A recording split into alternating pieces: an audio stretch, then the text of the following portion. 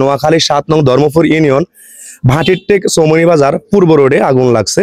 আসলে দুর্ভাগ্যবশত বিশেষ করে আমাদের ভাটিরটেক চৌমনি বাজার পূর্ব রোডে অনেকবারই আগুন লাগছে। তো এটা আমি এক্সপ্লেন করার মতো ওই ভাষা আমার নাই। আসলে যার যাই সেই বুঝে তার এটার বেদনাটা কতটা কষ্টকর, কতটা যন্ত্রণাদায়ক।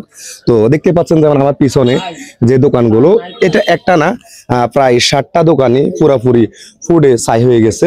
তো আমার পাশে দুজন আছে, একটা মোহাম্মদ হেলাল সাহেব, আরেকজন হচ্ছে মোহাম্মদ বেলাল সাহেব।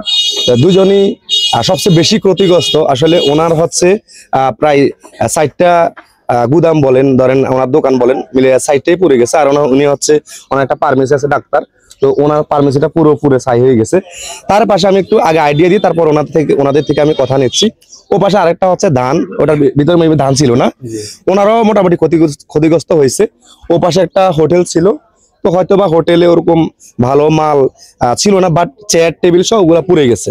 তো প্রথমে আমি কথা বলছি মোহাম্মদ হেলাল আঙ্কেলের সাথে। আপনার কি ধরনের ক্ষতিগ্রস্ত হয়েছে বা কখন আগুন লাগছে আপনি শুনছেন? আমি মোহাম্মদ হেলাল উদ্দিন। আমার দোকানের নাম হলো মেসার্স হেলাল স্টোর। আমার এখানে একটা শোরুম আর 3টা মুদি গুদামঘর, ওখানে পর্যাপ্ত পরিমাণ মাল ছিল। আমি গতকালকে হাটবার গেছিল, আমার বেচা বিক্রির যত টাকা পয়সা আসলে আমি সব এখানে ছিল। আপনি এখান থেকে বাড়িতে গেছেন কখন? আমি বাড়িতে গেছি এখান থেকে 11টা বাজার 10 মিনিট, বাড়িতে গেছি 12টা বাজছে, প্রায় 12টা বাজছে।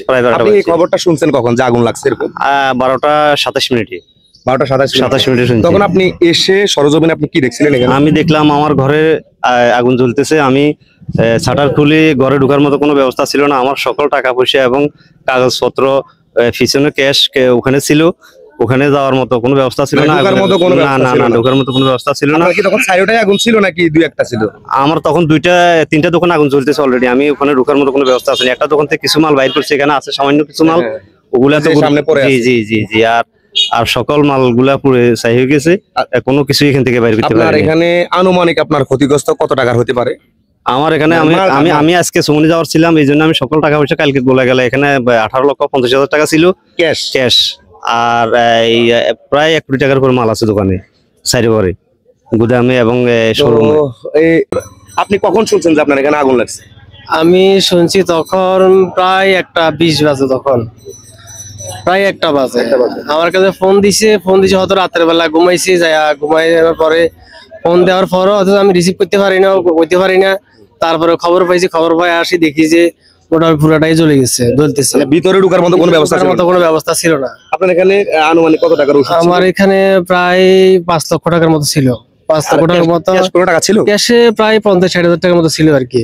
50-60 টাকা ছিল, প্রায় 5.5-এর মতো ছিল। যে অনেকে হয়তো টুকটাক জমা রাখছে, 10-20 টাকা জমা রাখে মানুষের টাকা, দেখাচ্ছে এগুলো আমি ক্যাশে রাখছি অথবা বিক্রি করছি, এগুলো ছিল আর কি। ওনার আসলে একটা ফার্মেসি ছিল, আপনারা বুঝতে পারছেন। আসলে আমি কিভাবে বলবো, ভিতরের অবস্থা দেখতে পাচ্ছেন স্ক্রিনে, যে পুরোটাই একদম ছাই হয়ে গেছে। এখানে আপনি কি মনে করেন যে এই আগুনটা লাগছে, এই আগুনটা লাগার কারণে কারেন্টের যে কোনো একটা দুর্বলতা ছিল, ইলেকট্রিক যে লাইনের, অথবা আপনাদের ব্যক্তিগতভাবে কোনো ত্রুটির কারণে, মানে কি ধরনের ইয়া করেন?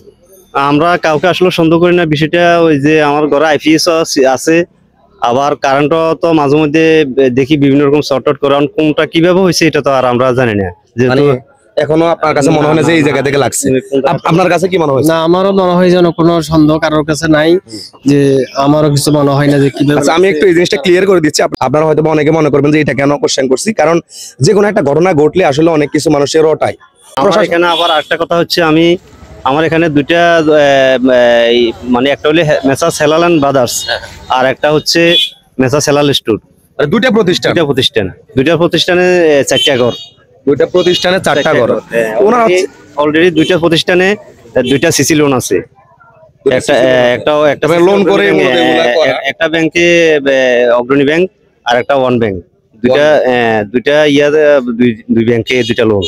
যাই হোক, তো এখানে আমি বিশেষ করে কর্তৃপক্ষ যারা আছে তাদেরকে আমি অবশ্যই ব্যক্তিগত জায়গা থেকে এবং সবার পক্ষ থেকে, যারা ভুক্তভোগী তাদের পক্ষ থেকে রিকোয়েস্ট করবো, আপনারা অবশ্যই যে লোনগুলা ওনারা যেখান থেকে করছে, অবশ্যই আপনারা সেটা আপনাদের আইনি প্রক্রিয়ায় বা কোনো ধরনের যদি কোনো ফ্যাসিলিটি থাকে, অবশ্যই সর্বোচ্চ জায়গা থেকে সেটা দেওয়ার চেষ্টা করুন। আপনার কি কোনো ধরনের লোন আছে কিনা? আমার লোন নাই, বিভিন্ন অথবা ইয়ে থেকে আছে, এনজিও থেকে আছে লোন, এনজিও থেকে আছে না? এনজিও থেকে আছে, টাকা পয়সা খরচ করে তারপরে এটা- অনেকের কাছে আছে যে ঘর কর দিছি, এরকম কিছু আছে।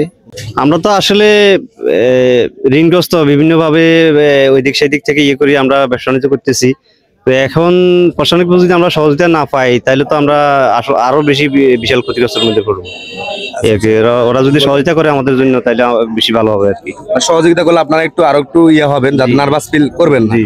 না আপনার কিছু বলার আছে? জি জি, আমার ওইটা আর কি, যে আমাদের যে রাজনৈতিক যারা আছে, যারা যদি আমাদের যদি সহযোগিতা করে, তাহলে আমাদের জন্য একটা আমাদের সেভ হবে আর কি। যেটা আমাদের তো যা হয়েছে এটা তো লস তো মানে হয়েছে, ব্যবসাটা চলমান জি করতে ব্যবসাটা পারে। চলমান করতে পারি আমরা, যে একটু দাঁড়াইতে পারি ঘুরি, এই ধরনের কিছু করতে হবে তাতে। আচ্ছা, এবার আমি একটু দর্শক থেকে একটু ইয়ে নিব। আচ্ছা, ওনারা কি আসলে ক্ষতিগ্রস্ত, আপনারা কি মনে করছেন? ইনশাআল্লাহ ওনারা ক্ষতিগ্রস্ত হয়েছে, ক্ষতিগ্রস্ত হয়েছে না? ক্ষতিগ্রস্ত হয়েছে। মানে সবাই মনে হয় সবগুলো পড়ে গেছে। ওনারা যেগুলো বলছে এগুলো মনে হয় সত্য? এগুলো সত্য। সত্য না? আপনারা কি দেখছেন ওনারা যেগুলো বলছে এগুলো কি সত্য? আমি নিজেও ফায়ার সার্ভিসকে ফোন দিয়েছি, আমাদের বাজার কমিটির অন্যান্য নিজাম কাকা সহ অনেকে ফায়ার সার্ভিসকে ফোন দিছে, কিন্তু ফায়ার সার্ভিস আসতে নর্মালি 1 ঘন্টা সময় লাগেছে। যেটা ফায়ার সার্ভিস যদি আমাদের অন্তত আধা ঘন্টা আগে আসতে পারতো, তাহলে আমাদের এত বড় ধরনের দুর্ঘটনার আমরা শিকার হতাম না বলে আমরা মনে করি, আর একটু কমিয়ে আনা যায়। আরো কমিয়ে আনা যাইতো। কিন্তু দুর্ভাগ্যজনক হলেও সত্য যে ফায়ার সার্ভিস যথাযথভাবে আমাদেরকে সার্ভিস দেয়নি, এটার জন্য আমরা তীব্র নিন্দা জানাচ্ছি। আমি জেলা প্রশাসকের দৃষ্টি আকর্ষণ করছি এখন, এবং সকল রাজনৈতিক নেতাদের দৃষ্টি আকর্ষণ করছি। তারই সাথে সাথে নোয়াখালী 7 নং ধর্মপুর ইউনিয়ন ভাটিরটেক চৌমনি বাজারের সকল ব্যবসায়ীর দৃষ্টি আকর্ষণ করছি। কারণ আজকে হচ্ছে ওনাদের বিপদ, কালকে যে আপনার বিপদ হতে পারবে না তার গ্যারান্টি কি? কালকে যে আমার ঘর পুড়বে না তার গ্যারান্টি কি? আপনার ঘর পুড়বে না তার গ্যারান্টি কি? তো আপনারা সকল ব্যবসায়ী মিলে অন্তত চেষ্টা করবেন এই ব্যবসায়ী ভাইদের পাশে দাঁড়ানোর জন্য।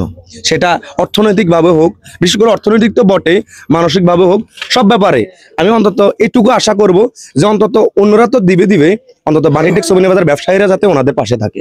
সকলকে ধন্যবাদ, এবং এই ভিডিওটা প্রত্যেকে শেয়ার করে দিবেন আপনার একটা শেয়ারের কারণে, যাতে করে অন্তত আরো 10 জন 20 জন প্রশাসনিক এবং সহযোগিতা করার মতো মানুষের সামনে পৌঁছে যায়।